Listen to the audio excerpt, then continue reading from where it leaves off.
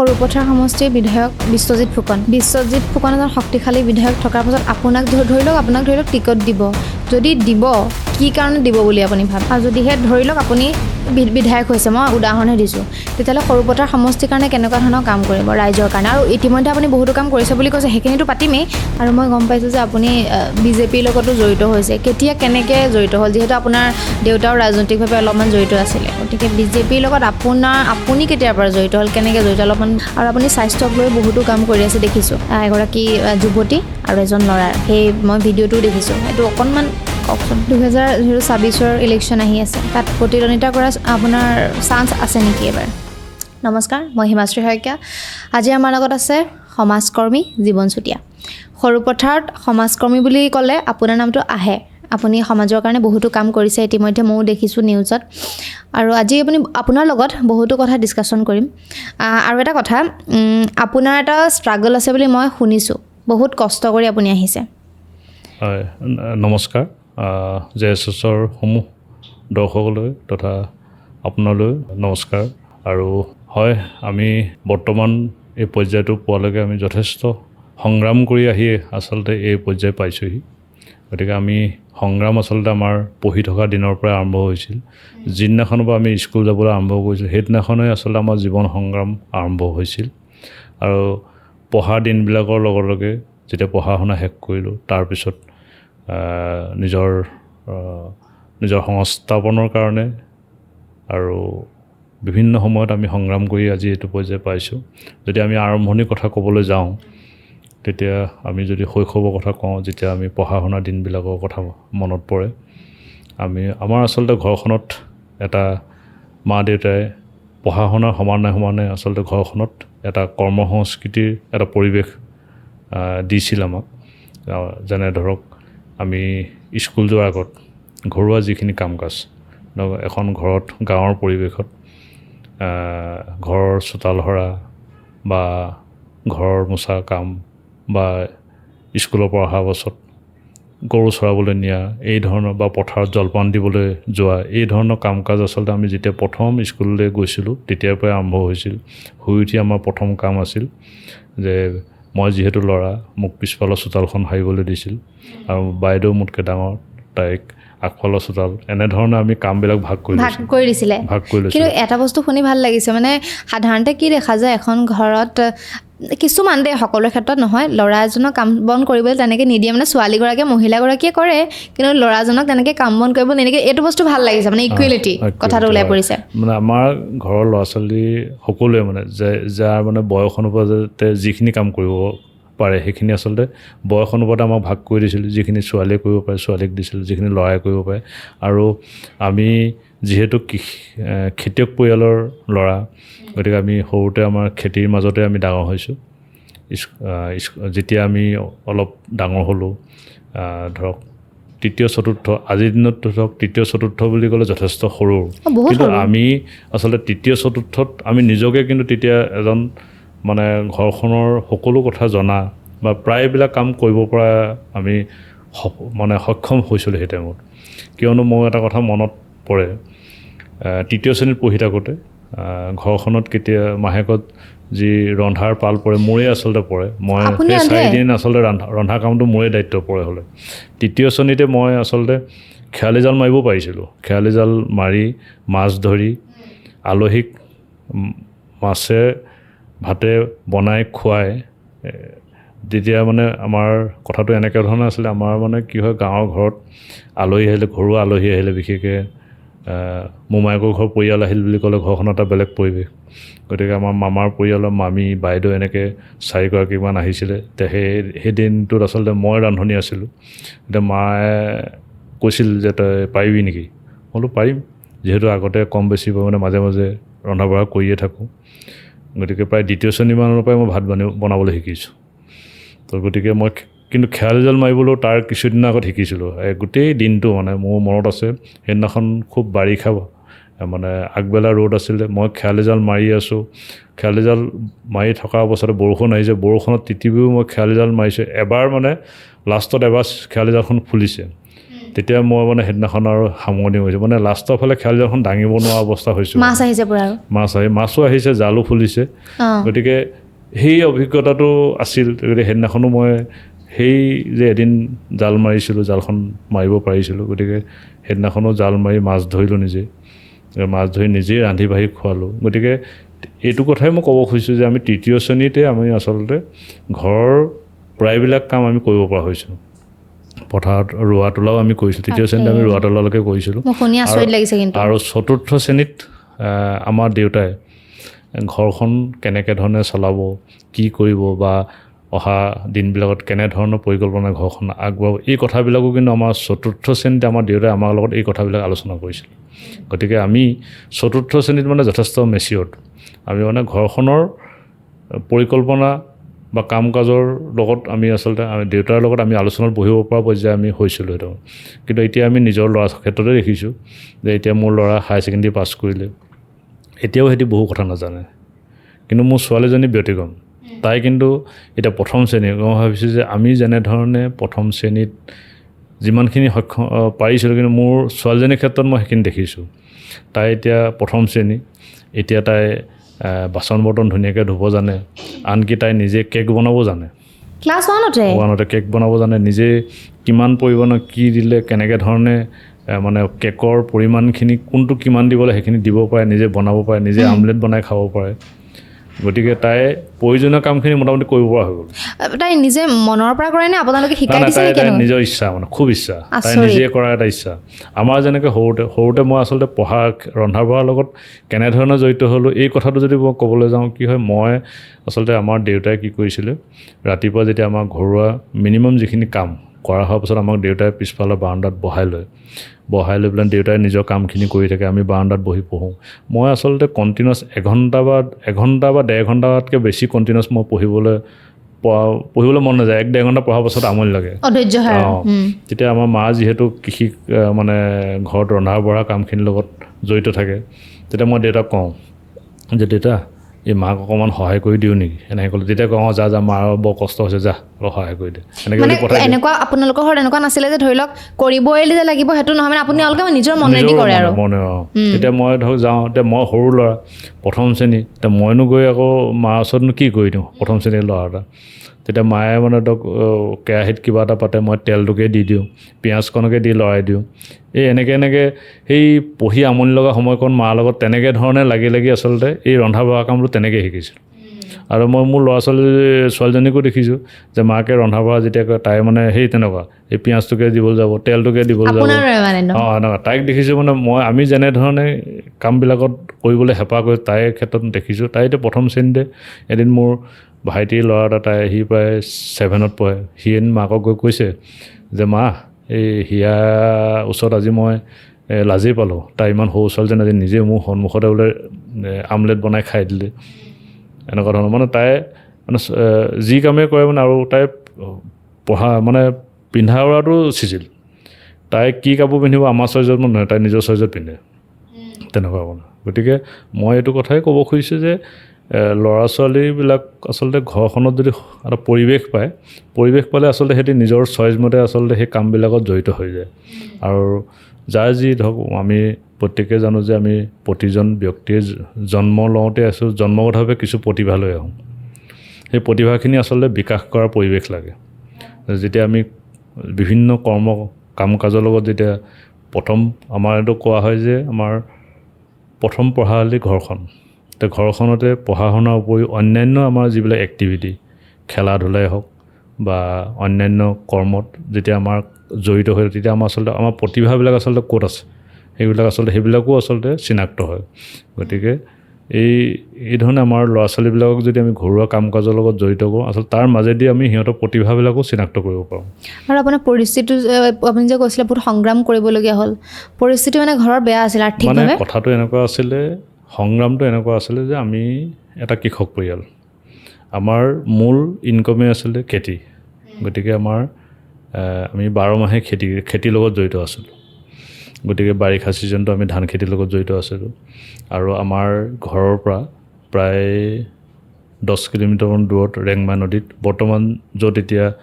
শেহতীয়াকৈ এভেকশ্যন হৈ আছে এই মানে ৰেংমা বনাঞ্চল। সেই ৰেংমা নদীৰ কিনাৰতে আমাৰ বাম খেতি আছিল। তাত আমি খৰালি সৰিয়হ খেতি কৰোঁ, বাৰিষা মৰাপাট খেতি কৰোঁ। গতিকে আমাক দেউতাই এই ঠাণ্ডা দিনত তেতিয়াতো আৰু যাতায়াতৰ একমাত্ৰ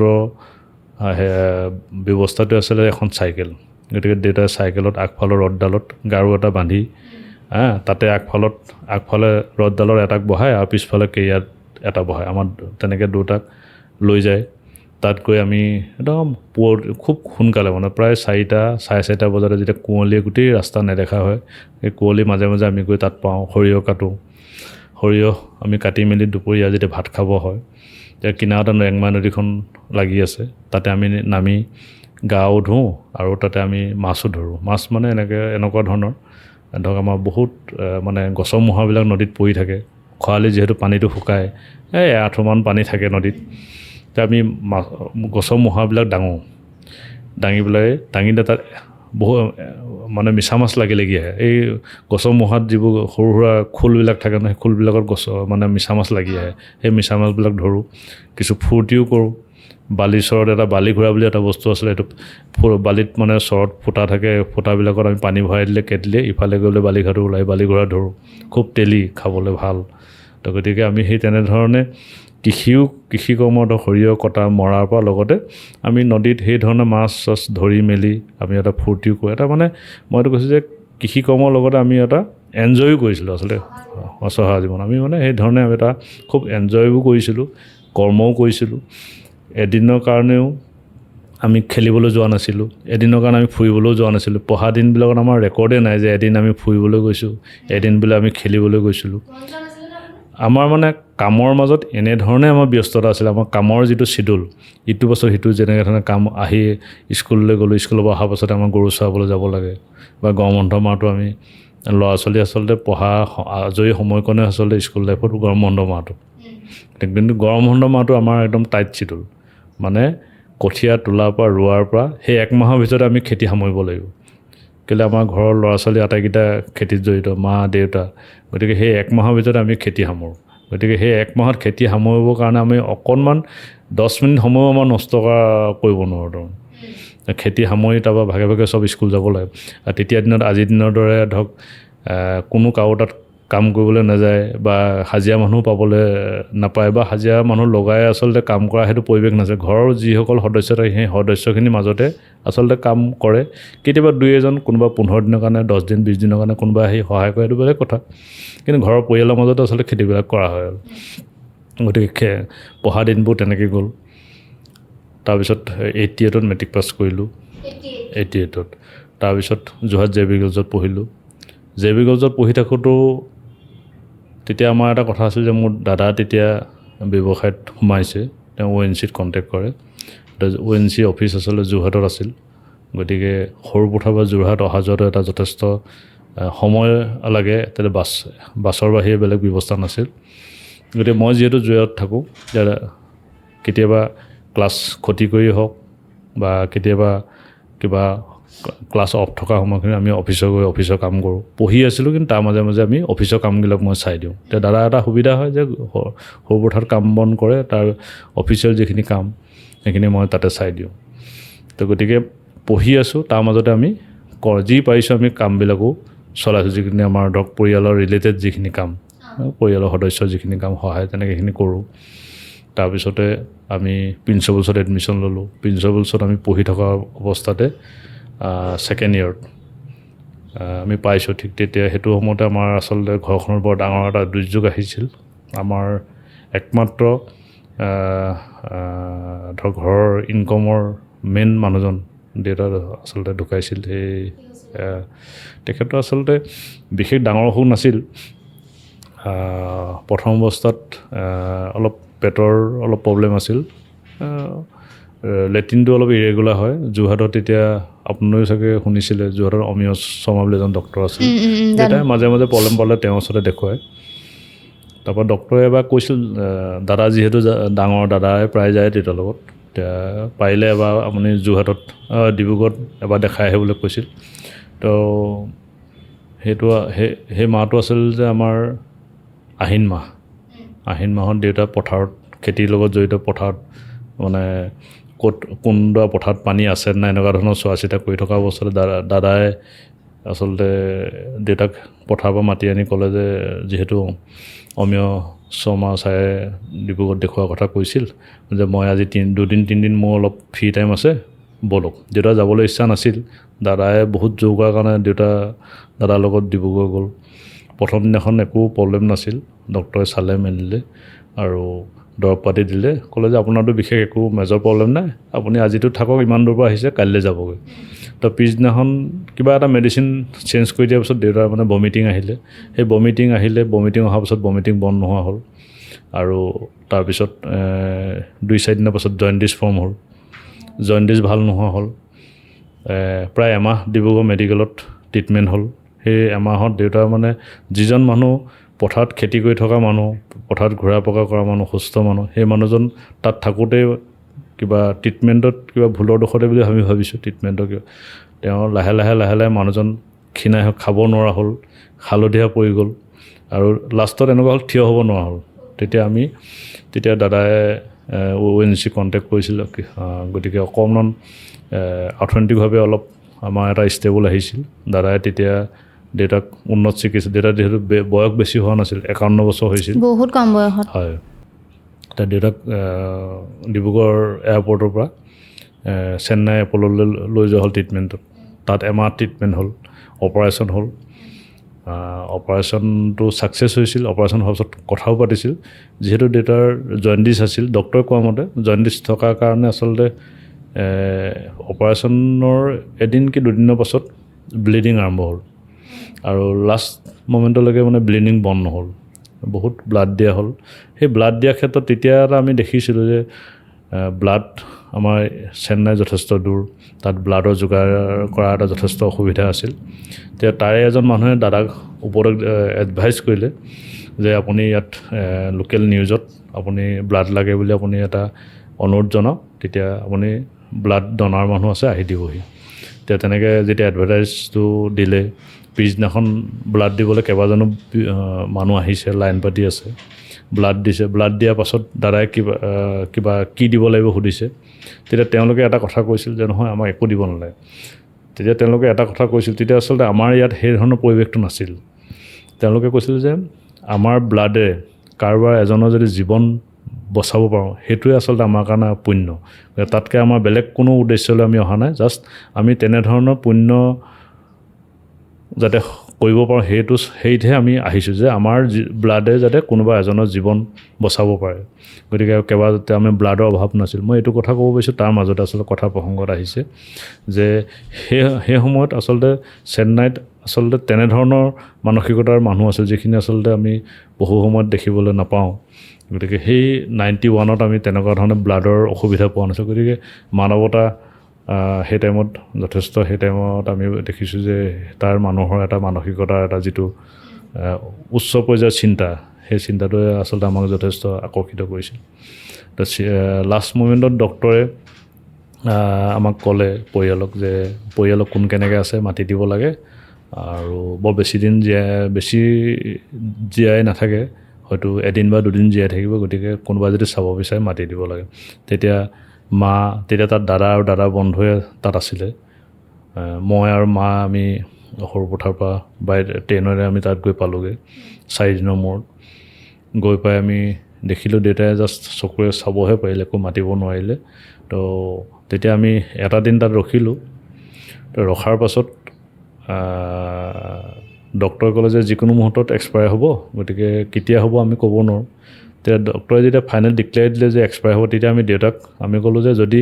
অন্ততঃ চকুৰে চাব পৰা অৱস্থাটো যদি আমাৰ পৰিয়ালৰ, যিহেতু আমাৰ ককাই ভাই সকলো সৰু, চবেই পঢ়ি আছিল। মোৰ ভণ্টি তেতিয়া ক্লাছ 6ত আছিলে, সৰুটো ভাইটি সি ক্লাছ 8ত আছিলে। তো গতিকে চবেই যথেষ্ট সৰু, চবেই পঢ়ি শুনি আছিলোঁ। গতিকে সকলোৱে নিজৰ দেউতাকক ভাল অৱস্থাত যোৱা দেউতাকক আচলতে লাষ্ট মুমেণ্টত দেখাব পাৰোঁ নেকি, এনেকৈ ভাবিয়ে আমি আচলতে তাৰপৰা ট্ৰেইনেৰে লৈ অনাৰ ব্যৱস্থা কৰিলোঁ। ট্ৰেইনতে চেলাইন ফিটিং কৰি তাত ডক্টৰে আমাক কেনেকৈ কি কৰিব লাগিব চব দেখুৱাই দিলে। আমি ট্ৰেইনতে ছিটত গাদী পাৰি দেউতাক লৈ আহিলোঁ। সেই লৈ আহোঁতেও এটা বৰ ডাঙৰ আমি বিপদৰ সন্মুখীনেই হৈছিলোঁ আচলতে ক'বলৈ গ'লে মানে এনেকুৱা ধৰণৰ হৈছিল যে আমি দেউতাক চেন্নাইৰ পৰা লৈ আহিছোঁ পুৱাৰ ভাগত পুৱা প্ৰায় 6টা 6:30 বজাত আমি ট্ৰেইনত উঠাইছোঁ আৰু দেউতা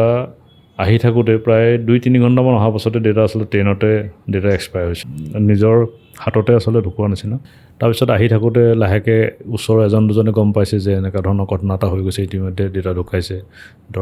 ঢুকোৱাৰ পাছত মানুহ আৱেগিক হয় কথা বতৰাবিলাকত মানুহে ওচৰৰ মানুহে গম পাইছে আমি যিমান পাৰিছোঁ আৱেগটো ধৰি ৰাখিবলৈ চাইছোঁ কিয়নো ট্ৰেইনত আচলতে মৃত ব্যক্তিক লৈ যোৱা নহয় জীৱিত ব্যক্তিকহে লৈ যোৱা হয় গতিকে আমাৰ উপায়ো নাই সেই সময়ত যে দেউতাক ক'ৰবাত নমাই এৰি থৈ যাম বা ক'ত নিম ক'ত নিযাম ট্ৰেইনত আছোঁ আমি আৰু বহিৰাজ্যত আছোঁ সেই ঠাইৰ বিষয়ে আমাৰ একো অভিজ্ঞতা নাই কোনোদিন আগতে যোৱাও নাই আমি প্ৰত্যেকেই সৰু তেতিয়া লাষ্ট অন্ধ্ৰপ্ৰদেশৰ বিজয়া বুলি এটা ষ্টেচনত তেতিয়া আমাক জোৰ কৰি নমাই পঠাইছে তেতিয়া দেউতাৰ ডেড বডি লৈ আমি দাদা মই দাদা আৰু দাদাৰ বন্ধু মা আমি সকলো এই বিজয়াত আমি নামিলোঁ আৰু আমি পিছত গম পালোঁ ট্ৰেইনত খবৰ লৈ যে আমি সেইখন ট্ৰেইনত কোনো কাৰণতে যাব নোৱাৰোঁ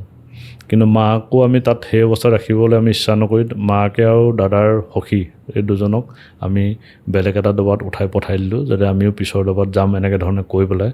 তেতিয়া টাইমততো মোবাইলৰ সুবিধা নাই মাহঁতো ভাবিছে যে এতিয়া আহি আছে পিছত এনেকৈ ভাবি মাহঁতো গুচি আহিলে তো আমি তাতে ৰখি দিলোঁ তাত এটা অভিজ্ঞতা হৈছিল যে এজন মানুহ ঢুকোৱাৰ পাছত আচলতে বহুতখিনি প্ৰক্ৰিয়া থাকে মানে ধৰক পুলিচৰ কিছুমান ৰিপৰ্টৰ প্ৰয়োজন হয় তাৰপৰা আমি লৈ আহোঁ বুলি লৈ আহিব নোৱাৰোঁ মই সেই বিজয়া ষ্টেচনত মই প্ৰায় 18 ঘণ্টা সময় দেউতাৰ ডেড বডি লৈ অকলে আছোঁ মানে এটা ষ্টেচনৰ এটা ছাইডৰ এটা জেগাত এখন গাড়ী আছে গাড়ীৰ ওপৰত দেউতাৰ ডেড বডিটো থৈ তাত কাপোৰে ঢাকি মই কিনাৰত বহি আছোঁ অকলে দাদা আৰু দাদাৰ বন্ধু বিভিন্ন ফৰ্মেলিটিজৰ কাৰণে যাব লগা হৈছে ধৰক নেক্সট ট্ৰেইনৰ ডবা বুক কৰা পুলিচৰ ফৰ্মেলিটিজ এইখিনি মাজতে ধৰক দুবাৰমান আহি দেখা এটা কৰিছে কিন্তু সেই অচিনাকি জেগাত মোৰ আজিও মনত পৰে ট্ৰেইনৰ ষ্টেচনৰ এটা চুকত ডেড বডিটো লৈ মই 18 ঘণ্টা সময় অকলে আছোঁ তাৰপিছত 5 মিনিট 10 মিনিটৰ কাৰণে আহি মাত খা লগাইছে গৈছে সেইটো তাৰপিছত 18 ঘণ্টাৰ পাছত আকৌ আমাৰ বেলেগ ট্ৰেইনৰ ব্যৱস্থা হ'ল এটা মালকঢ়িয়া ডবা যিটো লাগেজ ৱাগন বুলি কয় তো লাগেজ ৱাগনত আমাৰ ব্যৱস্থা হ'ল 18 ঘণ্টাৰ পাছত আমি লাগেজ ৱাগনত আমি তাতে ষ্টেচনতে কফিনত বৰফ চব দি দেউতাৰ ডেড বডিটো আমি পেকিং কৰি তাৰ মানুহে সহায় কৰি দিলে আমি আনিছোঁ 4 দিন আমি সেই লাগেজ ৱাগনতে আমি 3 দিন তাৰ পৰা আহি কলিকতা হাওৰা পাইছোঁ আমি সেই লাগেজ ৱাগনত একো বহাৰ ব্যৱস্থা নাই সেই ডেড বডিটো আমি ধৰক সেই তাতে ফ্ল'ৰতে ৰাখিছোঁ কফিনটো তাৰ কিনাৰতে আমি বহিছোঁ তেনেকৈয়ে আমি মানে সেই দুখৰ মাজতো আমি সেই তেনেধৰণেই 3 দিন আহি হাওৰা পাইছোঁ হাওৰা পাই আকৌ হাওৰাত আকৌ ট্ৰেইন চেঞ্জ হৈছে আকৌ আমি তাত বৰফবিলাক নাইকিয়া হৈ গৈছে আকৌ বৰফ আনি নিজৰ হাতে বৰফ চৰফ ভৰাই আমি নিজে আকৌ পেকিং কৰি আকৌ আনি গুৱাহাটী পাইছোঁ গুৱাহাটীৰ পৰা আকৌ গাড়ীৰে সৰু পথাৰ আনিছোঁ কিন্তু আমি এটা দেখিছিলোঁ যে চেন্নাই হওক কলিকতাতে হওক তাত যিসমূহ ষ্টেচনত যিসমূহ থাকে বুলি কোৱা হয় যিবোৰ লেৱাটা ইহঁতে কিন্তু আমাক চেন্নাইতে হওক বা কলিকতাতে বা হাওৰাতে হওক কিন্তু ধৰা মেলা সহায় কৰি দিছিল কিন্তু কলিকতা অহাৰ পাছততো আমাক কোনো কুলি বা কোনো মানুহে আহি পেলাই আমাক আনকি কফিনটো মানে বক্সটো নমাবৰ কাৰণেও ধৰি দিয়া নাছিল আমি 3জন ব্যক্তি মই দাদা আৰু দাদা আমি 3জন ব্যক্তিয়ে যেনে তেনে আমি নমাই আকৌ এখন গাড়ীত উঠাইছোঁ এই এম্বেছাডৰ এখন ওপৰত কেৰিয়াৰ থাকে কেৰিয়াত ড্ৰাইভাৰটো আমি 4জন কোনো মানুহে ধৰি নিদিয়ে ডেড বডি বুলি ক'লে মানে ওচৰে নাচাবে গতিকে আমি মানুহৰ মানসিকতাৰো এটা তাৰ মাজে মাজে বিভিন্ন ৰাজ্যত মানুহৰ মানসিকতা যে মৃত ব্যক্তি এজনৰ প্ৰতি কেনেধৰণৰ সেইখিনিও এটা পাইছোঁ যে মানসিকতাবিলাক যে কেনেধৰণৰ চেঞ্জ কিন্তু ইয়াত আমি নিজেই কষ্ট কৰি আমি উঠাব লগা হৈছে পেকিং কৰিব লগা হৈছে এটা হ'লে সেইটো এটা অভিজ্ঞতা আহিল তেনেকৈ আমি তাৰ কাৰণে দেউতাত পঢ়ি থকা অৱস্থাত ঢুকোৱাৰ কাৰণে আমি প্ৰায় 6 মাহমান আমি ইনষ্টিটিউটত যাব পৰা নাছিলোঁ 6 মাহ আমাৰ ক্লাছো কৰিব পৰা নাছিলোঁ প্ৰায় 1 বছৰ পঢ়া শুনা আমাৰ লছ হ'ল যিহেতু ঘৰখনত ডাঙৰ মানুহ নাছিল দাদা ব্যৱসায় হাতত ইফালে যাব লগা হয় গতিকে মই ছেকেণ্ড হিচাপে ময়ে আছিলোঁ ঘৰখনত ডাঙৰ হিচাপে গতিকে 1 বছৰ মই পঢ়া শুনা বাদ দি ঘৰতে থাকিব লগা হৈছিল ঘৰৰ দায়িত্ব ল'ব লগা হৈছিল তাৰপিছত যেনিবা এবছৰ পাছত মা আৰু ওচৰৰে দাদা এজনৰ মানে পৰামৰ্শত মই আকৌ ইনষ্টিটিউটত গ'লোঁ, ক্লাছ কৰিলোঁ আৰু পৰৱৰ্তী পৰ্যায়ত তেনেধৰণে মানে এটা ঘৰখনৰ সেই দেউতাৰ অভাৱৰ মাজতো এটা ছেটিং এটা হৈছিলে যে তেনেধৰণে মেনেজ কৰা এটা পৰিৱেশ হৈ পেলাই আমি তেনেধৰণে পঢ়া শুনা শেষ কৰিলোঁ। 95ত যোৰহাট প্ৰিন্সিপাল কলেজৰ পৰা ওলাই 96ত আছাম ইণ্ডাষ্ট্ৰিয়েল কৰ্পৰেশ্যনৰ AIDC আণ্ডাৰত আমাৰ এটা পৰীক্ষা ইণ্টাৰভিউ এটা পাতিছিল। অসমৰ পৰা 25জন ল'ৰা চিলেক্ট কৰিছিল গুজৰাটলৈ ইণ্ডাষ্ট্ৰিয়েল ট্ৰেইনিঙৰ কাৰণে। সেই 25জনৰ ভিতৰত ময়ো আছিল। আমাক অহা যোৱা থকা মেলা চব অসম চৰকাৰে AIDC কৰিছিল, স্পনচৰ AIDC আছিল। আমি গুজৰাটত 1.5 মাহ আমি ট্ৰেইনিং কৰিছিলোঁ। গুজৰাটৰ গান্ধীনগৰ এণ্টাৰপ্ৰেনিয়ৰশ্বিপ ডেভেলপমেণ্ট ইনষ্টিটিউটত আমি থাকিছিলোঁ এমাহ আৰু 15 দিন আমি আহমেদাবাদ চিটিত আছিলোঁ। গতিকে আমাৰ ইণ্ডাষ্ট্ৰিয়েল ট্ৰেইনিং হৈছিল প্লাষ্টিক ইণ্ডাষ্ট্ৰিৰ ওপৰত। তেতিয়া গেছ ক্ৰেকাৰ প্ৰকল্পটোৰ ওপৰত কাম কাজ আৰম্ভ হৈছিল। গতিকে সেই টাইমত এটা AIDC প্লাষ্টিক ইণ্ডাষ্ট্ৰিৰ ওপৰত মানে কেনেধৰণে ইণ্ডাষ্ট্ৰি কৰিব পাৰি, কি কৰি এনেকুৱা ধৰণৰ ওপৰত ট্ৰেইনিঙৰ কাৰণে আমাক পঠাইছিল। তাত আমি ট্ৰেইনিং কৰি আহিলোঁ কেইবাটাও প্ৰজেক্টৰ ওপৰত। আৰু তাৰ পৰা অহাৰ পাছতে যিহেতু মই ট্ৰেইনিঙলৈ যোৱাৰ আগত গুৱাহাটী ফ্ৰেঞ্চ মটৰ্ছত এখন LP ট্ৰাকৰ কাৰণে চেচিছ বুক কৰি থৈ গৈছিল। তেতিয়া মানে চেচিছ বুক কৰা 1-1.5 মাহৰ পাছতহে চেচিছটো পায়, বুক কৰিব লাগে। বুক কৰিলোঁ, অহাৰ পাছত ফ্ৰেঞ্চ মটৰ্ছৰ পৰা খবৰ দিলে যে আপোনাৰ চেচিছটো আহি পালে, ল'ব লাগে। তাৰপিছত লগে লগে লখিম বেংকৰ লগত যোগাযোগ কৰিলোঁ, লোন ল'লোঁ। লোন লৈ এখন LP ফুল পাঞ্জাব ট্ৰাক মই গুৱাহাটী বেলতলাতে এতিয়া ৱৰ্কশ্বপ আছিলে, তাতে মই বডি কামখিনি কৰালোঁ। সেইটো কৰোঁতে 1-1.5 মাহ লাগিল। তাৰপিছত সেই ফুল পাঞ্জাব LP ট্ৰাকখন লৈ মই প্ৰায় 3টা বছৰ সেই গাড়ীতে ঘূৰিলোঁ। ইয়াতে ধৰক বেলতলাত দালাল আছে, দালালে কোনটো গুদানৰ পৰা বা কোন কোম্পানী কাৰ বস্তু লোড হ'ব আমাৰ ঠিক কৰি দিয়ে, সেইমতে বস্তু লোড কৰোঁ। আৰু গন্তব্যস্থান হয়তো তিনিচুকীয়া, কেতিয়াবা ডিমাপুৰ থাকে, কেতিয়াবা সেই টাইমত NIL কনষ্ট্ৰাকশ্যন হৈ আছিল, NILত চিমেণ্ট যায়। আৰু কেতিয়াবা আমি মেঘালয়ৰ পৰাও বস্তু আনিছিলোঁ। এনেকৈ ধৰণে প্ৰায় 3টা বছৰ আমি ট্ৰাকতে ঘূৰিছোঁ। আৰু ৰাতি 12 বজাত আমাৰ ট্ৰাকখন নিৰ্দিষ্ট জেগাত কোনোবা ধাবা বা কোনোবা ৰাস্তা কিনাৰত ভাল দোকান চোকান থকা জেগাত আমাক গাড়ীখন ৰখায়। তাতে ট্ৰাকৰ তলতে হেণ্ডিমেন ড্ৰাইভাৰে লগ লাগি ফল্ডিং ছিট থাকে, ছিটটো পাই তাতে ভাত পানী ৰান্ধে। আমি সেই ড্ৰাইভাৰ হেণ্ডিমেনৰ লগতে ভাত খাওঁ। আৰু 12 বজাৰ পাছত ওপৰত এটা ছিট থাকে মোৰ, সেই তাতে আমি শুই পেলাই ৰাতিপুৱা 5টা 5:30 উঠোঁ। উঠি কোনোবাখন হোটেলত চাহ খাই আকৌ আমাৰ দিনটো জাৰ্ণি আৰম্ভ হয়। সেই তেনেকৈ কেতিয়াবা হোটেলত, কেতিয়াবা ড্ৰাইভাৰ হেণ্ডিমেনৰ লগত গাড়ীৰ তলতে ৰন্ধা বঢ়া কৰি তেনেকৈ খাই বৈ তেনেকৈ 3টা বছৰ প্ৰায় 3টা বছৰ আমি গাড়ীতে ঘূৰিলোঁ। তাৰপৰা লাহে লাহে ট্ৰাকৰ ব্যৱসায়টো অলপ লাভজনক নোহোৱা হ'ল। ভাড়াবিলাক তেনেকৈ টাইমত নোপোৱা হ'ল, কিয়নো সেই টাইমত বটগছ ৰেলটো আৰম্ভ হৈছে, বটগছ লাইনটো। তো বটগছ লাইনটো আৰম্ভ হোৱাৰ লগে লগে বিভিন্ন ধৰণৰ বস্তু ইফালে সিফালে অনা নিয়াৰ ক্ষেত্ৰত বটগছৰ ব্যৱহাৰ হ'বলৈ ধৰিলে। তেতিয়া ট্ৰাকৰ ডিমাণ্ডটো কমি আহিল। তেতিয়া তাৰপিছত যিহেতু আমি ব্যৱসায় কৰি আছোঁ, ব্যৱসায় কৰি থাকোঁতে এটা ব্যৱসায় যেতিয়া লাভটো কমি আহে, তেতিয়া আমি বেলেগ এটা ব্যৱসায়ৰ চিন্তাটো অট'মেটিক লগে লগে আহে। তেতিয়া আমি দেখিলোঁ যে আমাৰ সৰুপথাৰ অঞ্চলটো যথেষ্ট কৃষিপ্ৰধান অঞ্চল। তাত প্ৰায় মানুহৰ ঘৰত আচলতে পাৱাৰ টিলাৰ খেতি কৰে। আৰু তাত সৰুপথাৰত আচলতে এখনেই পাৱাৰ টিলাৰ পাৰ্টছৰ দোকান আছিল। আৰু তাত যেতিয়া খেতিৰ দিন হয়, তেতিয়া মানুহৰ পথাৰত যদি এতিয়া ট্ৰেক্টৰখন বেয়া হয়, লগে লগে বস্তু আনে, ট্ৰেক্টৰখন ঠিক কৰে। তাত এনেকুৱা এটা অৱস্থা হৈছিল যে কেতিয়াবা ট্ৰেক্টৰৰ পাৰ্টছৰ বস্তু আনিবলৈ সেই একমাত্ৰ দোকানখনৰ ওচৰত আচলতে 1-1.5 ঘণ্টা সময় ৱেইট কৰিব লগা হৈছিল। কিন্তু মানুহ বস্তু দিবলৈ ইমানেই মানুহৰ ভিৰ, তাৰমানে আপুনি গ'লেই বস্তু এটা পইচা দিলেও নাপায়। আৰু দোকানীয়ে যি ইচ্ছা তাকে ৰেট লয়। খালে পথাৰত ট্ৰেক্টৰখন বহি থাকিলে পথাৰৰ মাজত যথেষ্ট খেতিৰ ছিজন এটা দিন নষ্ট কৰিব নোৱাৰে। গতিকে তেতিয়া আমি দেখিছিলোঁ যে যদি ট্ৰেক্টৰ পাৰ্টছৰ দোকান কৰিব পাৰে যথেষ্ট সম্ভাৱনা আছে। যিহেতু কাষ্টমাৰৰ অভাৱ নাই, ট্ৰেক্টৰ বস্তু ল'বৰ কাৰণে 1-1.5 ঘণ্টা ৰ'ব লাগে। তাৰপিছতে দোকানীয়ে যি ইচ্ছা তাকে দাম লৈছিল। যিহেতু ছেকেণ্ড এখন দোকান নাছিল, মনোবলি আছিল তেওঁলোকৰ ব্যৱসায়টো। তেতিয়া মই যোৰহাটৰ হাজৰিকা ট্ৰেডাৰ্ছ বুলি এখন অসমীয়া মানুহৰ দোকান আছিল পাৰ্টলে পাৰ্টছৰ। গতিকে বেলেগৰ ওচৰত গ'লেতো আমি একো উপদেশ নাপাওঁ। সেই তেওঁৰ ওচৰলৈ গ'লোঁ, তেওঁ যথেষ্ট উপদেশ দিলে ভাল ধৰণে ক'ৰ পৰা আনিব লাগিব। তেওঁৰ লগত এদিন মোৰ লগত গৈ পেলাই বস্তু কোনখন দোকানৰ পৰা কি পায় নাপায় বস্তুখিনি অলপ গাইড কৰি দিলে। তাৰপৰা তেওঁৰ পৰামৰ্শ বা তেওঁৰ সহযোগিতাত তেওঁৰ ছাপৰ্টত মই সৰুঠাত এখন পাৰ্টলে পাৰ্টছৰ দোকান খুলিলোঁ। আৰু সেই পাৰ্টলে পাৰ্টছখন দোকানখন প্ৰায় 3টা বছৰ মই চলালোঁ। লাষ্টৰ বছৰ মোৰ দাদাও তাত পাৰ্টনাৰ হিচাপে আছিল। লাহে লাহে দোকানখন ডিমাণ্ডটো বাঢ়ি অহাৰ লগে লগে আমাৰ বস্তু পৰিমাণ বঢ়াব লগা হৈছে, আইটেম বঢ়াব লগা হৈছিল। গতিকে দাদাৰ পাৰ্টনাৰশ্বিপত আহিল। গতিকে 3 নম্বৰ বছৰ সেই দোকানখন দাদাক চমজাই মই আমাৰ ওচৰতে আচলতে সৰুপথাৰৰ পৰা প্ৰায় 20 কিলোমিটাৰ গ'লে কাৰ্বি আংলং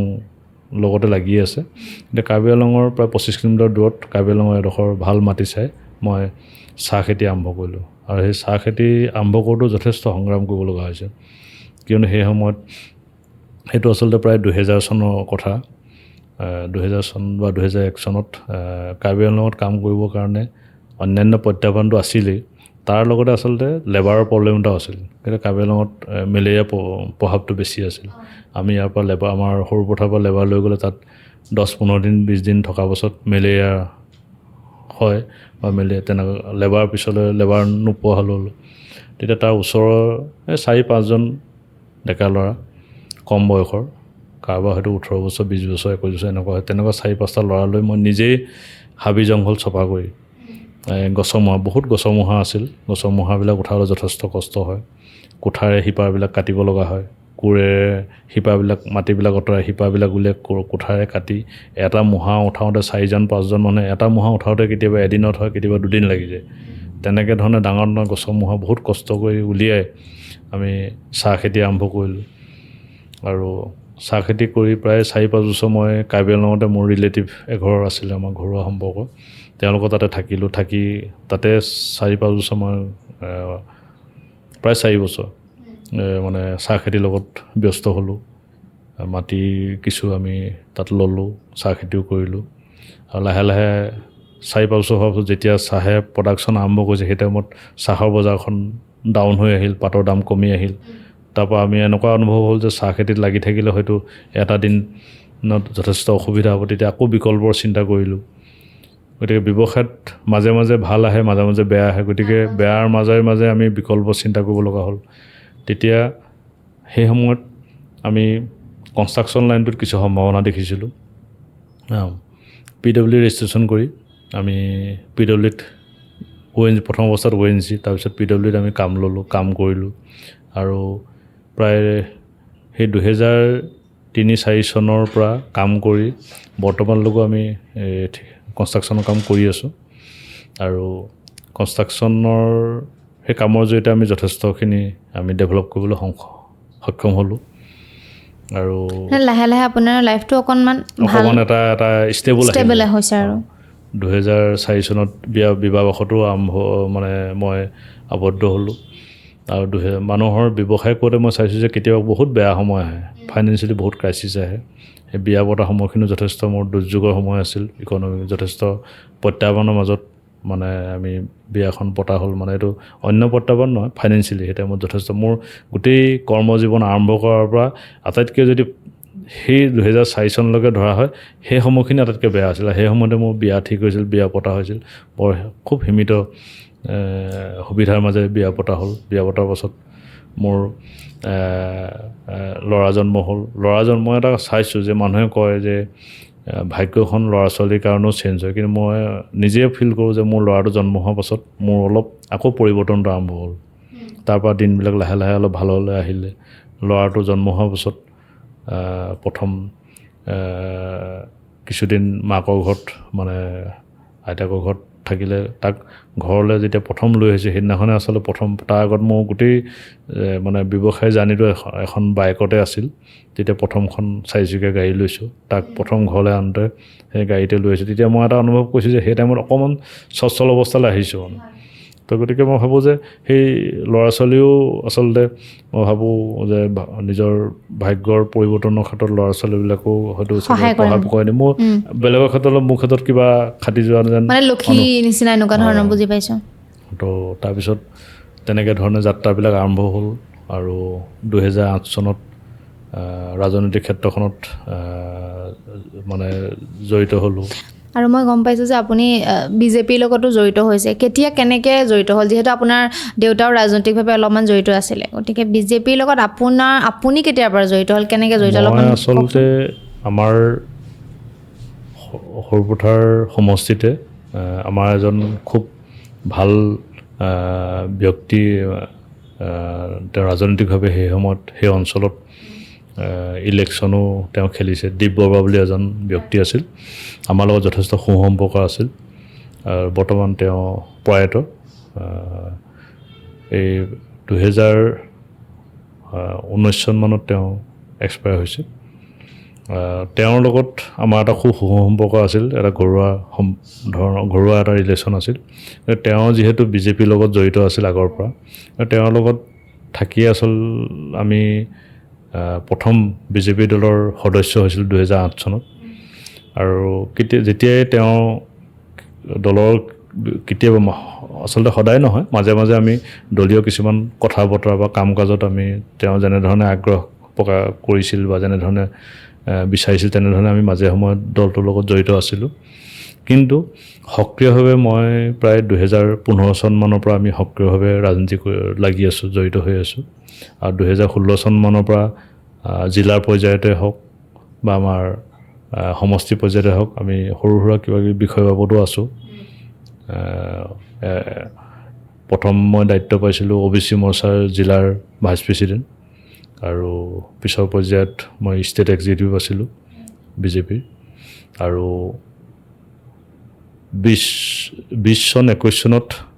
19 চনৰ পৰা যথেষ্ট সক্ৰিয়তাৰে আমি ৰাজনীতি কৰিছোঁ, মানে সমষ্টিত আমি লিড লৈ কাম কৰিছিলোঁ। আৰু যিহেতু 19 চনত দীপ বৰুৱাই আমাৰ মাজৰ পৰা হেৰাই গৈছিল, কিন্তু পিছৰ পৰ্যায়ত দীপ বৰুৱাৰ লগত যিখিনি মানুহ জড়িত আছিল সেইখিনি সকলোৱে মোক আগবঢ়াই লৈ গৈছিল যে দীপদা নাই যেতিয়া আপুনি নেতৃত্ব ল'ব লাগিব। গতিকে দীপদাৰ লগত যিখিনি মানুহ ৰাজনৈতিকভাৱে তেওঁৰ লগত সহযোগী হিচাপে আছিল, সেই মানুহখিনি মোক ৰাজনৈতিক ক্ষেত্ৰত সক্ৰিয়ভাৱে আগভাগ লোৱাটো বিচাৰিছিল। আৰু তাৰপিছত মই সক্ৰিয়ভাৱে ৰাজনীতি কৰিছোঁ। আৰু 21 চনত মই টিকেটৰ প্ৰত্যাশী আছিলোঁ, আৰু এই ক্ষেত্ৰত যথেষ্ট মোৰ সম্ভাৱনা আছিলোঁ। আৰু সমষ্টিত সেই সময়লৈকে মানে কেণ্ডিডেট ডিক্লেয়াৰ হোৱাৰ আগমুহূৰ্তলৈকে সৰুপথাৰ সমষ্টিত সাংগঠনিক যিবোৰ কাম কাজ আছিল, সেই কাম কাজখিনি আচলতে মই নেতৃত্বলৈ কাম কৰিছিলোঁ। আৰু সংগঠনৰ প্ৰায় গুৰু দায়িত্ব মই লৈছিলোঁ। প্ৰায়বিলাক মিটিঙৰ যিবিলাক দায়িত্ব, তাত সাংগঠনিকভাৱে মানুহক সদস্য ভৰ্তি হওক, সম্পৰ্ক অভিযান হওক, বা বিভিন্ন ধৰণৰ আমাৰ 7টাকৈ মৰ্চা আছিল, মৰ্চাৰ বিভিন্ন ধৰণৰ মিটিং বা মণ্ডল পৰ্যায়, সমষ্টি পৰ্যায় বিভিন্ন ধৰণৰ মিটিংবিলাকত মই আচলতে আগভাগ লৈ কাম কৰিছিলোঁ। আৰু সেই টাইমত আচলতে আমাৰ সৰুপথাৰ সমষ্টিটো যদিও অসমত সৰ্বানন্দ সোণোৱাল ডাঙৰীয়াৰ নেতৃত্বত বিজেপি চৰকাৰ আছিল, কিন্তু সৰুপথাৰ সমষ্টিটো কংগ্ৰেছৰ দখলত আছিল। কিন্তু সেই টাইমত আমি সমষ্টি সংগঠনৰ কাম কৰিবৰ কাৰণে তেনেধৰণে আমি ছাপৰ্ট নাছিল, প্ৰত্যাহ্বান আছিল। কিন্তু সেই প্ৰত্যাহ্বানক আমি সম্ভাৱনাৰ দিশত আমি আগবঢ়াই লৈছিলোঁ। সৰুপথাৰ সমষ্টি এনেকুৱা এটা পৰ্যায়লৈ আমি সংগঠন কৰিছিলোঁ যে সৰুপথাৰ সমষ্টিত যাকে টিকেট দিওঁ সিয়ে জিকিব, এনেকুৱা এটা পৰ্যায়লৈকে আমি সংগঠনটো লৈ গৈছোঁ। আৰু সেইটো সংগঠন কৰিবলৈ যাওঁতে যথেষ্ট অৰ্থৰ প্ৰয়োজন হৈছিল, কিয়নো আপোনালোকে সকলোৱে জানে যে এখন মিটিং কৰিবৰ কাৰণে যথেষ্ট অৰ্থৰ প্ৰয়োজন। এই অৰ্থৰ গোটেই ব্যৱস্থাটো আচলতে গুৰু দায়িত্ব মই লৈছিলোঁ। মই সেই টাইমত যিহেতু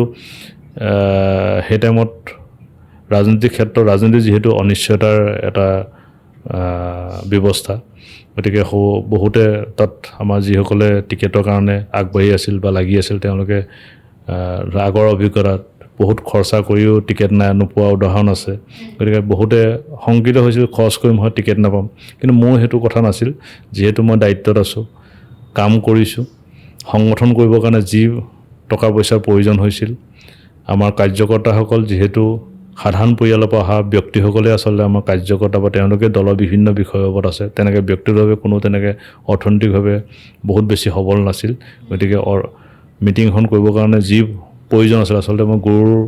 ভাৰটো ময়ে লৈ মই কাম কৰি গৈছিলোঁ এবাৰলৈ তেতিয়া চিন্তা কৰা নাছিলোঁ যে ইমান মোৰ কষ্ট উপাৰ্জিত পইচা ইমান খৰচ কৰাৰ পাছত যদি মই টিকেট নাপাওঁ কি এই কথাবিলাক মই কিন্তু এবাৰলৈ মোৰ চিন্তাৰ মাজত অনা নাছিলোঁ মই পিছলৈ উভতি নোচোৱাকৈ মই কাম কৰিছিলোঁ খৰচা কৰিছিলোঁ টিকেট পোৱাৰ পূৰাই সম্ভাৱনা আছিল কিন্তু কিবা কাৰণত শেষ মুহূৰ্তত মোৰ নামটো কটা গ'ল গতিকে কিহৰ কাৰণে কটা গ'ল কিবা ৰাজনৈতিক মানে বিভিন্ন ধৰণৰ শেষ সকলোৱে জানে শেষ দিনাখন বহুত ধৰণৰ কথা আহে গতিকে কিবা কথাত হয়তো মোৰ নামটো কটা গ'ল সেইখিনি ভিতৰুৱা কথা ধৰক চব কথা আমি খুলি ক'ব নোৱাৰোঁ গতিকে ভিতৰুৱা কিছু কথাত মোৰ নামটো কটা গ'ল বেলেগ এজনক টিকেটটো দিয়া হ'ল কিন্তু সেই মুহূৰ্তত মোৰ টিকেট পোৱাৰ সময়লৈকে মই পূৰা কাম কৰি আছোঁ আৰু আজিও দলত কাম কৰি আছোঁ টিকেট নোপোৱাৰ পাছতো দলত যিটো নীতি আদৰ্শ বা যি সততাৰে সেৱাৰ মনোভাৱে মই দল কৰি আছোঁ এতিয়াও কৰি আছোঁ বিভিন্ন সময়ত বিভিন্ন প্ৰত্যাহ্বান আহিছে কিন্তু প্ৰত্যাহ্বানত কেতিয়াও মই থমকি ৰোৱা নাই কাম কৰি আছোঁ সেৱাৰ মনোভাৱে আজিও ভাৰতীয় জনতা পাৰ্টীত মই কাম কৰি আছোঁ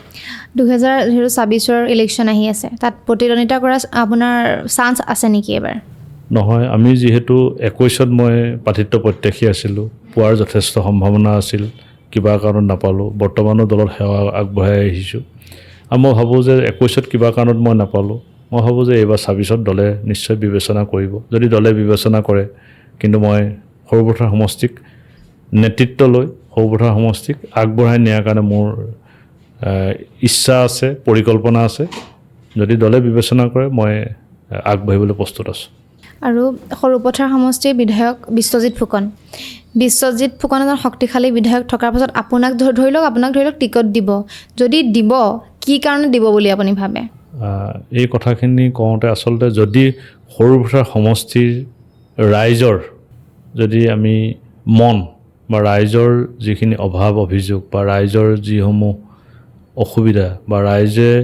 কি পাইছে নাই পোৱা বা ৰাইজৰ যিটো মনোভাৱ এই মনোভাৱখিনি যদি বুজিবলৈ হয় তেতিয়া সেই ৰাইজৰ লগত আচলতে খুব ওচৰ সম্পৰ্ক বা ৰাইজৰ লগত আমি সম্পৰ্ক যেনেধৰণে ৰক্ষা কৰিব লাগে তেনেধৰণে আমি ৰক্ষা কৰি কাম কৰিব লাগিব আৰু মই ভাবোঁ যে সৰুপথাৰ সমষ্টি টিকেট পোৱাৰ আগত টিকেট নোপোৱাৰ পাছত আৰু বৰ্তমানলৈকে সৰুপথাৰ সমষ্টিৰ ৰাইজৰ প্ৰতিটো সুখ দুখ প্ৰতিটো সমস্যা প্ৰতিটো কথাৰ লগত মই জড়িত হৈ আছোঁ টিকেট নোপোৱাৰ পাছতো মই এদিনো সৰুপথাৰ সমষ্টিৰ ৰাইজৰ অসুবিধা সমস্যা বা ৰাইজৰ প্ৰতিটো মুহূৰ্তত মই যেনেধৰণে লাগি আছোঁ যেনেধৰণে কাম কৰি আছোঁ এয়া মোৰ কথা নহয় সৰুপথাৰ সমষ্টিবাসীৰ যদি এই কথাবিলাক জানিব বিচৰা যায় বা বুজিব বিচৰা যায় নিশ্চয় এই কথাখিনি মই কোৱা কথাখিনি 100% শুদ্ধ প্ৰমাণিত হ'ব আৰু মই যিহেতু ৰাইজৰ লগত লাগি আছোঁ ৰাইজৰ মানুহে পাৱাৰ থাকিলে চবেই পাৰে পাৱাৰ নথকা অৱস্থাত আচলতে ৰাইজৰ লগত থাকিব পৰাটো এটা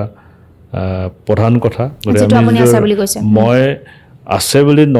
মই ইমান নিজৰ কথাটো আচলতে মই ইমানখিনি কোৱা নাই যদিও কিন্তু মই যিমানখিনি মোৰ সাধ্য অনুসাৰে মোৰ সম্ভৱ হৈছে প্ৰতিটো কিন্তু ৰাইজৰ বিপদে আপদে মই আছোঁ আৰু ভৱিষ্যতেও থাকিম মই ৰাজনৈতিকভাৱে কিবা সুযোগ সুবিধা পাওঁ কি পোৱা নোপোৱাটো পিছৰ কথা কিন্তু মই সৰুপথাৰ এজন সন্তান হিচাপে সৰুপথাৰ প্ৰতিটো সুখ দুখত প্ৰতিটো সমস্যাত মই কিন্তু জড়িত হৈ থাকিম আৰু ভৱিষ্যতৰ সৰুপথাৰ সমষ্টিৰ ৰাইজে মোক পাব এইটো কিন্তু মই দৃঢ়তাৰে ক'ব পাৰোঁ আৰু যদিহে ধৰি লওক আপুনি বিধায়ক হৈছে মই উদাহৰণে দিছোঁ তেতিয়াহ'লে সৰুপথাৰ সমষ্টিৰ কাৰণে কেনেকুৱা ধৰণৰ কাম কৰিব ৰাইজৰ কাৰণে আৰু ইতিমধ্যে আপুনি বহুতো কাম কৰিছে বুলি কৈছে সেইখিনিতো পাতিমেই যদিহে জিকে আপুনি তেতিয়াহ'লে আপুনি কি কাম কৰিব মই সৰুপথাৰ সমষ্টিত এটা দেখিছোঁ যে বহুকেইটা সমস্যা আছে ইতিমধ্যে মই কিছু কাম সৰুপথাৰ সমষ্টিত যদিও বিধায়ক নহয় তথাপিতো মোৰ যিটো সক্ষমতা বা মোৰ যিটো মই নিজকে যিখিনি কৰিব পৰা ধৰণে মোৰ যিখিনি সমল আছে সেই সমলখিনিক লৈ মই সৰুপথাৰ সমষ্টিত ইতিমধ্যে কাম কৰি আছোঁ আচলতে কিবা কৰিম বুলি কোৱা আৰু কৰাৰ মাজত এটা নিশ্চয় এটা ডিফাৰেঞ্চ আছে কৰিম বুলি কোৱা কথাটো হয়তো হ'বও পাৰে নহ'বও পাৰে কিন্তু মই যদি বৰ্তমান কি কৰিছোঁ তাৰ পৰা যদি আৰম্ভ কৰোঁ গতিকে মই ভাবোঁ যে সেইখিনিয়ে হয়তো ভৱিষ্যতে তাক এতিয়া মই এটা সৰু পৰিৱেশত কৰি আছোঁ গতিকে মই যদি বিধায়ক হ'ব পাৰোঁ সৰুপথাৰ সমষ্টিত গতিকে মোৰ এই চিন্তা যিখিনি কৰ্ম যিখিনি কথাত বা যিখিনি বিষয়ৰ লগত মই লাগি আছোঁ যি ধৰণে যিখিনি বিষয়ক মই আগবঢ়াই নিয়াৰ কথা কাম কৰিছোঁ এই কথাখিনিক মই ভৱিষ্যতে আগবঢ়াই নিম আৰু তাৰ কৰি থকা কামখিনিক মই অলপ উনুকিয়াই যাব বিচাৰিছোঁ মই প্ৰধানকৈ দেখিছোঁ যে আমাৰ গাঁৱৰ আমাৰ যিহেতু সৰুপথাৰ সমষ্টিটো অধিকাংশই গ্ৰাম্যাঞ্চল বা গাঁৱক লৈ গঢ় লোৱা এটা সমষ্টি আমাৰ সৰুপথাৰ সমষ্টিত দুটা পৌৰসভা আছে সৰুপথাৰ বৰপথাৰ গতিকে সৰুপথাৰ বৰপথাৰৰ ভিতৰত প্ৰায় 18-20 হাজাৰ ভোটাৰ আছে কিন্তু তাৰ প্ৰায় 1,95,000 ভোটাৰৰ অধিকাংশই হ'ল গ্ৰাম্যাঞ্চলৰ ভোটাৰ গতিকে আমি সৰুপথাৰ সমষ্টি মানুহখিনি আচলতে গাঁৱতে বাস কৰোঁ গতিকে আমি গাঁৱৰ যিটো পৰিৱেশ বা গাঁৱৰ যিটো আমাৰ ইকনমি অৱস্থা বা অৰ্থনৈতিক যিটো অৱস্থা গ্ৰাম্যাঞ্চলৰ যিটো অৰ্থনৈতিক অৱস্থাটোক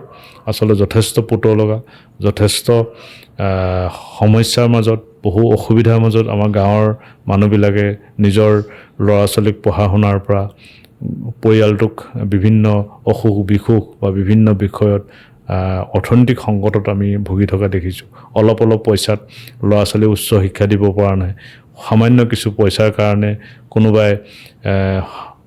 উন্নত চিকিৎসা ল'ব পৰা নাই তাৰ কাৰণে হয়তো বছৰ কোনোবা ঘৰতে পৰি থাকিব লগা হৈছে এইবোৰ আমি আচলতে গাঁও অঞ্চলত যেতিয়া ঘূৰিছোঁ দেখিছোঁ গতিকে বহু আমি সম্পূৰ্ণ পৰা নাই যে কিছু ক্ষেত্ৰত আমি কাম কৰি আছোঁ এনেধৰণৰ কামবিলাকৰ লগত কিন্তু মই দেখিছোঁ যে গাঁৱৰ মহিলাসকলক যদি আমি স্বাৱলম্বী পৰা যায় তেতিয়া ভাবোঁ যে গ্ৰাম্য অৰ্থনীতি যথেষ্ট টনকিয়াল হ'ব কিয়নো গাঁৱৰ মহিলাসকল পৰিয়ালটোক পৰিচালনা কৰাৰ ক্ষেত্ৰত গোটেই ঘৰৰ পৰিয়ালৰ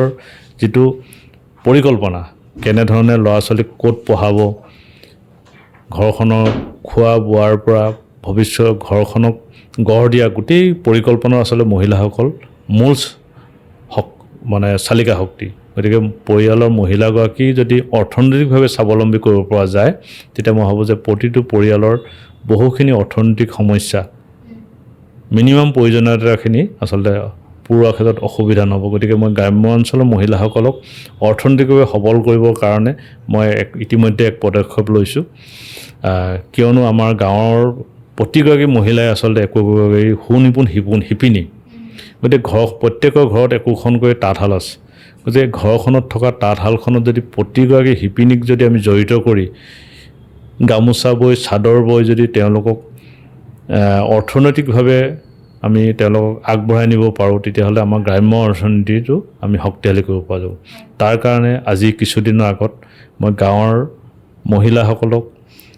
আমাৰ সৰুপথাৰ সমষ্টিৰ চুঙাজান মাজগাঁৱৰ প্ৰায় 50-60 গৰাকী মহিলাক একত্ৰিত কৰি এক তাঁত লগোৱা পৰ্ব নামাকৰণ কৰি ধনশীল নিৰ্মাণ গোটৰ উদ্যোগত যিহেতু মই এক NGOৰ লগত জড়িত হৈ আছোঁ ধনশীল নিৰ্মাণ গোট আৰু ধনশীল নিৰ্মাণ গোটৰ মই সভাপতি গতিকে সভাপতি হিচাপে যথেষ্টখিনি কাম মই আগভাগ লৈ কৰি আছোঁ গতিকে ধনশীল নিৰ্মাণ গোটৰ জৰিয়তে মই গাঁৱৰ শিপিনীসকলক তাঁত লগোৱাৰ জৰিয়তে অৰ্থনৈতিক সবলীকৰণৰ ক্ষেত্ৰত মই ইতিমধ্যে কাম কৰিছোঁ আৰু এটা মোৰ ভাল লাগিছে যে মই যিটো তাঁত লগোৱা পৰ্ব যিটো মই কৰিলোঁ তাৰ পাছত বিভিন্ন অঞ্চলৰ আমাৰ সৰুপথাৰ সমষ্টিত 21খন পঞ্চায়ত আছে 21খন পঞ্চায়তৰ প্ৰায়বিলাক পঞ্চায়তৰ মহিলাসকলে মোক ফোনযোগে বা আমাৰ ধনশীল নিৰ্মাণ গোটৰ সদস্যসকলে যোগাযোগ কৰিছে যে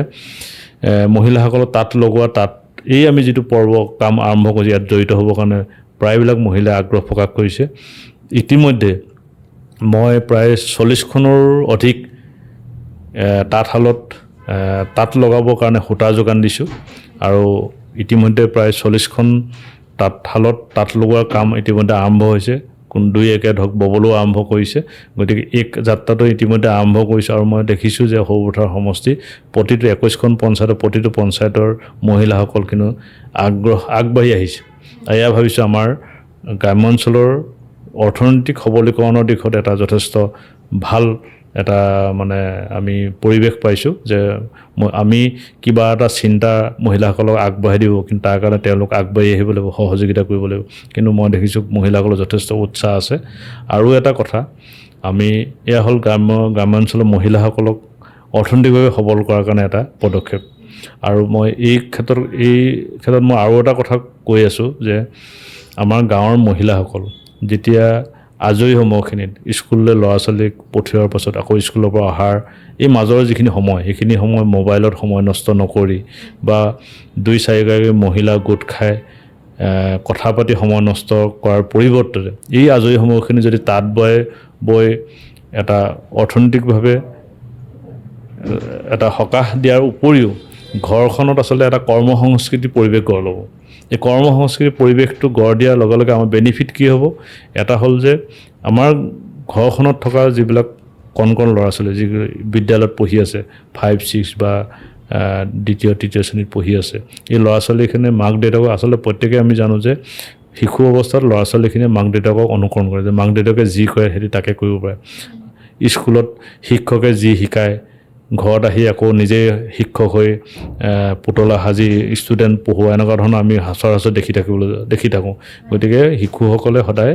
ডাঙৰক লক্ষ্য কৰে, ডাঙৰক অনুকৰণ কৰে। ঘৰখনত যেতিয়া মাক দেউতাকে কিবা কামত লাগি সময় নষ্ট নকৰি যেতিয়া কৰ্মমুখী হ'ব, এই ল'ৰা ছোৱালীবিলাকৰ মাজতো এটা কৰ্মসংস্কৃতি গঢ় দিব। আজৰি সময় পালে কিবা এটা সিহঁতিও কৰিব বিচাৰে, যিটো সিহঁতি সেই বয়সত যিখিনি কৰিব পাৰে। গতিকে ইয়াৰ দ্বাৰা কি হ'ব যে ল'ৰা ছোৱালীখিনি যেতিয়া উচ্চ শিক্ষিত হ'ব, সি গ্ৰেজুৱেশ্যন লৈ বা মাষ্টাৰ ডিগ্ৰী ওলোৱাৰ পাছত চাকৰি নাপায় হতাশাত থাকিব লগা নহয়। যিদিনাখনে পঢ়ি ওলাব সেইদিনাখনেই তাৰ মনত যিটো সপোন থাকিব যে মই কি ধৰণে আগবাঢ়িব, যদি চাকৰি নাপাওঁ কি কাম কৰিম, কেনেধৰণে কৰিম। এই পঢ়ি থকা সময়খিনিতে আচলতে তাৰ এটা মনত এটা সপোন জাগি উঠে বা কেনেধৰণে মই আগবাঢ়িম, কি কৰিম। গতিকে এই ধৰণৰ যিটো সপোন থাকিব, সেই সপোনত তেওঁলোক আগবাঢ়িবৰ কাৰণে এই যে সৰুতে যিটো কৰ্মসংস্কৃতিৰ পৰিৱেশ তাৰ মনত গঢ় ল'ব, সেই তাৰ দ্বাৰা সি এটা কোনোবা এটা নিৰ্দিষ্ট তাৰ মনে বিচৰা, মনে ভাল পোৱা কৰ্মত মানে জড়িত হ'বৰ কাৰণে যিটো নিজস্ব যিটো সাহস বা মনৰ দৃঢ়তা, এইটো আচলতে তাৰ পৰাই আৰম্ভ হ'ব বুলি মই ভাবোঁ। আৰু এই কথাখিনি মই মহিলাসকলক কৈছোঁ যে আপোনালোকৰ এই কৰ্মসংস্কৃতিৰ জৰিয়তে আপোনালোকৰ ল'ৰা ছোৱালীৰ মাজত যিটো কৰ্মসংস্কৃতি গঢ় দিব, এই কৰ্মসংস্কৃতিৰ জৰিয়তে আপোনালোকৰ এই ঘৰখনত এটা ভৱিষ্যতৰ যিটো শংকা যে পঢ়ি শুনি যদি চাকৰি নাপায় আমাৰ ল'ৰাটোৱে কি কৰিব, যে চেন্নাই এপ'ললৈ গৈ চিকিউৰিটি গাৰ্ড কৰি আছে। আমাৰ নিজৰ সেই অঞ্চলৰ পৰা বহু হাজাৰ ল'ৰা ছোৱালী সুবিধা অঞ্চলৰ পৰা বাহিৰত গৈ পেলাই চিকিউৰিটি গাৰ্ড কৰিছে, কোনোবা ফেক্টৰীত সাধাৰণ কৰ্ম কৰি আছে। গতিকে এই ল'ৰা ছোৱালীখিনি মানে বহিৰাজ্যলৈ নগৈ নিজৰ পৰিয়ালৰ মাজত, নিজৰ মাক দেউতাক,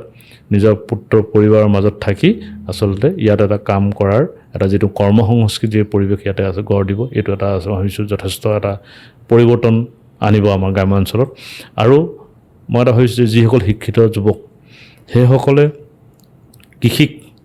নিজৰ বৃত্তি হিচাপে বাছি ল'বৰ কাৰণে বা কৃষিক নিজৰ জীৱিকাৰ এক পথ হিচাপে বাছি ল'বৰ কাৰণে যাতে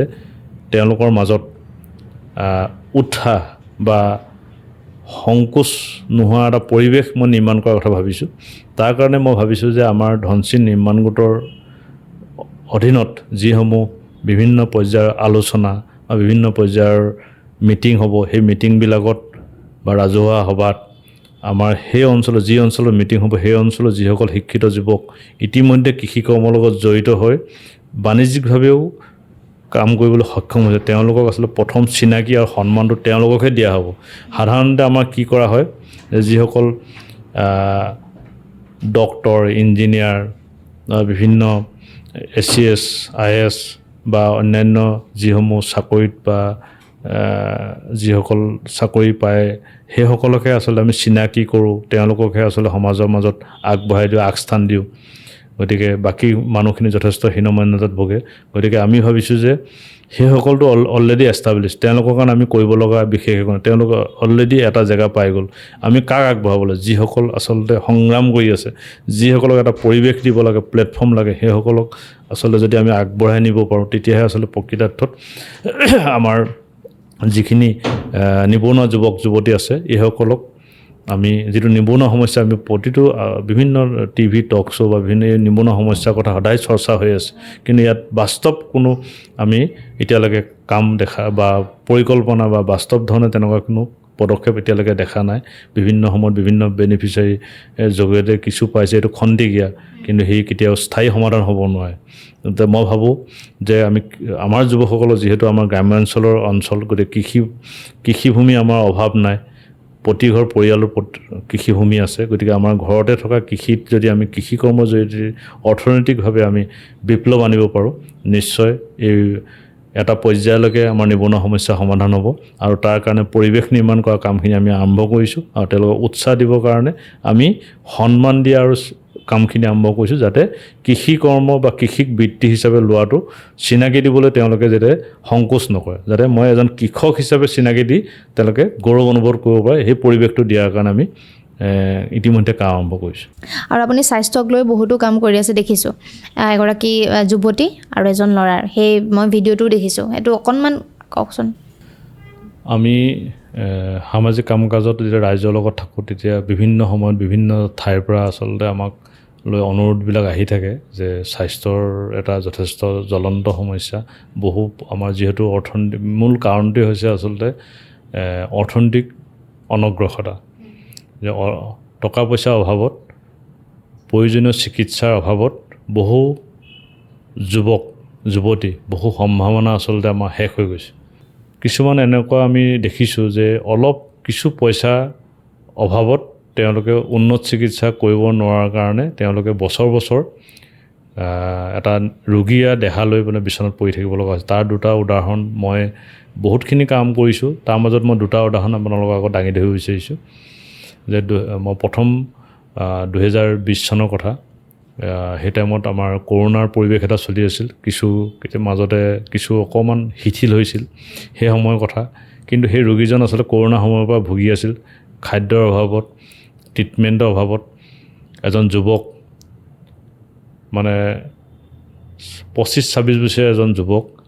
70-80 বছৰীয়া বৃদ্ধৰ এটা ৰূপ পাইছিল মানে জকা ওলাই গৈছিল ট্ৰিটমেণ্টৰ অভাৱ পেটটো ডাঙৰ হৈ গৈছিল ফুলি গৈছিল গতিকে ট্ৰিটমেণ্টৰ অভাৱত তাতে কৰোণা সময়ত বহুতে চিকিৎসাৰ অভাৱত কটাব লগা হৈছিল গতিকে সেই সময়ত ফেচবুকৰ জৰিয়তে তাৰ ওচৰৰ কেইজনমান যুৱকে আহ্বান জনাইছিল যে এজন ল'ৰা খুব মৃত্যুৰ যন্ত্ৰণাত মানে ককবকাই আছে তেওঁক যদি কোনোবাই সহায় কৰে এই আহ্বানটো পাই মই তেওঁৰ ওচৰলৈ গৈছিলোঁ তেওঁৰ নাম আছিল ৰবিৰাম নাৰ্জাৰী গতিকে তেওঁক দেখি পেলাই আচলতে মই এবাৰো ভবা নাছিলোঁ যে ই